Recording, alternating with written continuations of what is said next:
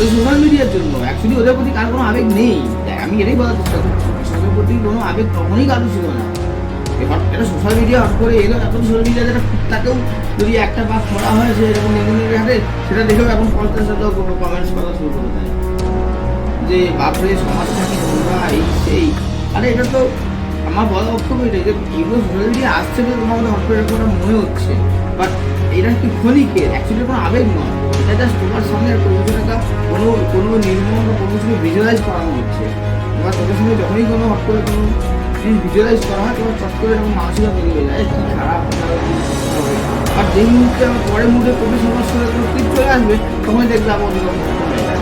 যেমন সিনেমা হলে যায়, সিনেমা হলে তুমি সিনেমা দেখতে বলতে না, একটা অ্যাড চাই, ফানি অ্যাড চলছে, সিরিয়াস মুভি চলছে, তারপরে ফানি একটা আমুল বিস্কুটের একটা অ্যাড চলে গেল, একটা ফানি অ্যাড চলে গেল। তুমি অ্যাড দেখে হ্যাঁ অবশ্যই মুড চেঞ্জ হয়ে গেল।